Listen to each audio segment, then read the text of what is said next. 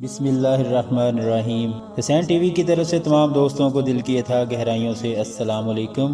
خوش رہیں، سلامت رہیں۔ حسین ٹی وی کا مقصد اپنے پیارے ناظرین کے لیے مفید معلوماتی اسلامی ویڈیوز بنانا ہے جن سے ہمیں اپنی اصلاح اور اقدار کا علم ہو۔ آج کی اس ویڈیو میں آپ ملاحظہ فرمائیں گے حضور غوث اعظم شیخ عبدالقادر جیلانی رحمۃ اللہ علیہ کے زمانہ طالب علمی کے واقعہ۔ حضرت غوث اعظم رحمۃ اللہ علیہ اپنے اسی زمانہ طالب علمی کے بارے میں فرماتے ہیں، میں زمانے کی جن سختیوں سے دوچار ہوا انہیں برداشت کرتے کرتے پہاڑ بھی پھٹ جاتا۔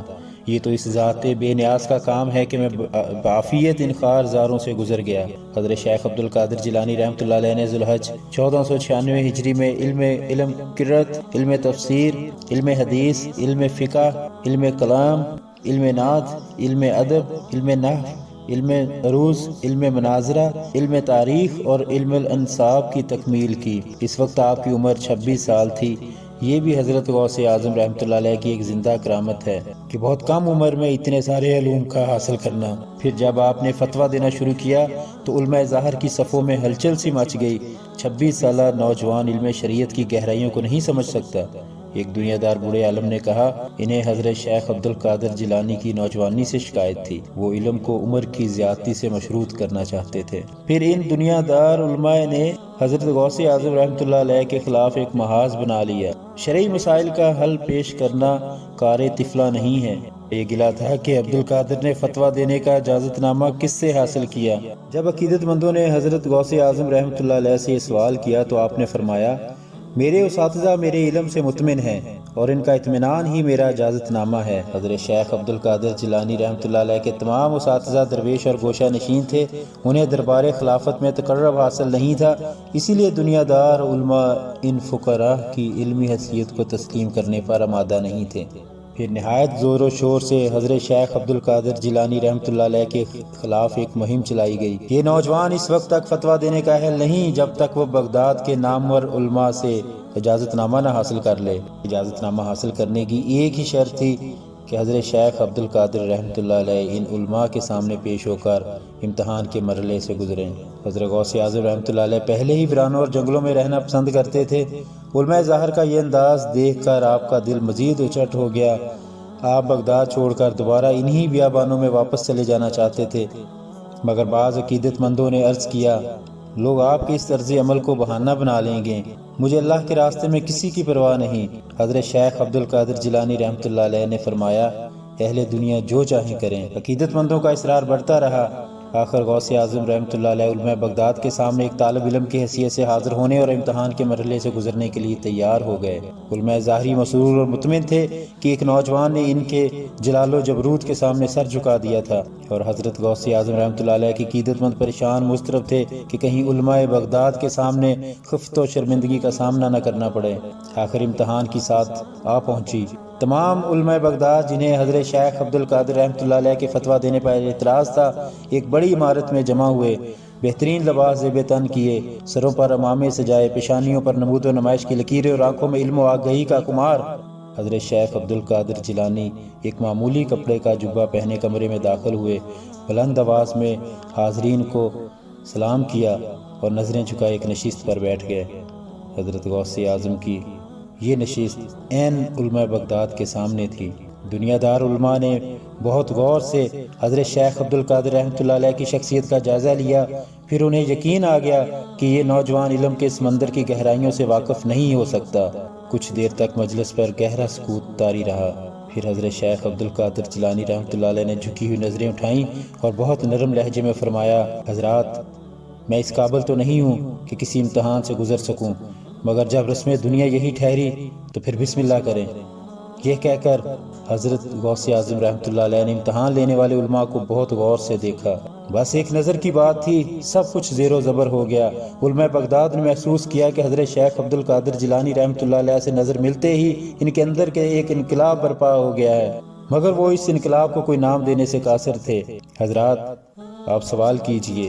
حضرت شیخ عبدالقادر جیلانی رحمۃ اللہ علیہ نے ایک سائل کے انداز میں علماء بغداد سے عرض کیا آپ کو میرے علم کے کس پہلو پر شک ہے، اس کا اظہار فرمائیے۔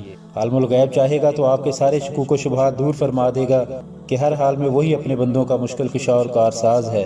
جو علم اپنی ذات کی خوشنودی اور نمائش کی غرض سے حاصل کیا گیا تھا، اس کے سارے دفتر لپیٹ دیے گئے تھے۔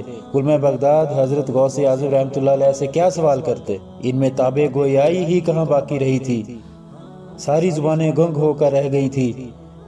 امتحان کیا لیتے، خود ان کے دماغ تاریک ویرانوں میں تبدیل ہو گئے تھے، اور ان ویرانوں میں سے بے خبری کی خاک اڑ رہی تھی۔ علماء بغداد کو اندازہ ہی نہیں تھا کہ ان کی متاع علم اس طرح لٹ جائے گی کہ وہ کسی مفلس اور نادار کی مانند خالی ہاتھ لیے کھڑے رہیں گے۔ بس ایک نظر کا کھیل تھا، ساری عمر کا سرمایہ برباد ہو کر رہ گیا۔ علماء بغداد محسوس کر رہے تھے کہ کسی نادیدہ ہستی نے چند لمحوں میں ان کا تمام علم سلب کر لیا ہے۔ اس کیفیت کو امیر خسرو رحمۃ اللہ علیہ نے اپنے ایک مصرع میں بیان کیا ہے: چھاپ تلک سب چھین لی مو سے نینا ملائے کے۔ اس مصرع میں اہل ایمان کی روحانی طاقت کا ذکر کیا گیا ہے۔ نگاہ مرد مومن سے بدل جاتی ہیں تقدیریں۔ سرور کونین حضور اکرم صلی اللہ علیہ وآلہ وسلم کی ایک حدیث پاک ہے: مومن کی فراست سے ڈرو کہ وہ اللہ کے نور سے دیکھتا ہے۔ علماء ظاہر اس حقیقت کو سمجھ ہی نہیں سکے کہ اس وقت حضرت غوث اعظم رحمۃ اللہ علیہ بھی اللہ کے نور سے دیکھ رہے تھے۔ دنیا کی ایسی کون سی روشنی ہے جو اللہ کے نور کے مقابل ٹھہر سکے؟ نتیجتاً ساری روشنیاں بجھ کر رہ گئیں اور علماء بغداد کے ذہنوں پر اندھیرے مسلط ہو گئے۔